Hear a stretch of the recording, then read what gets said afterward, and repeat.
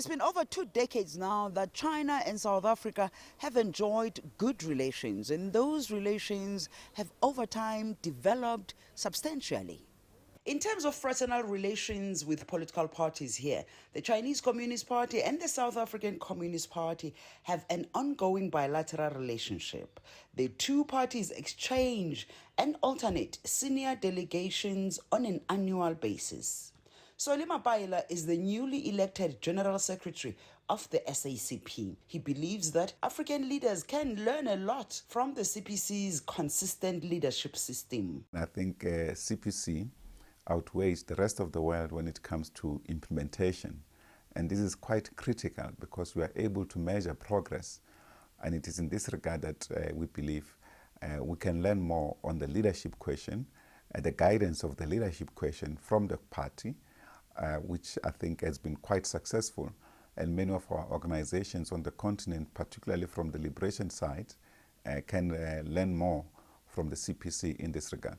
Mapaila also weighs in on China's role in bringing about world peace. China has played a critical role in world peace.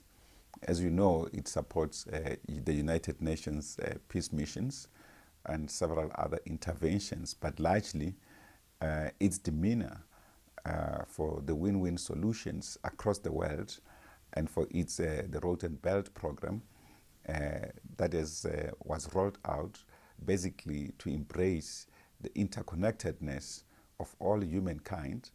And you could see China offering itself to the world and the world embracing China in that process. It was not for self-interest but for world interest, and therefore for all of humanity. And that is why this program has become more a contributory factor towards world peace. The SACP General Secretary also asserts that China does not merely pay lip service when it comes to assisting the African continent. He cites the Forum on China-Africa Cooperation, or FOCAC, as an example. FOCAC promotes bilateral dialogue between China and African countries with the idea of furthering cooperation.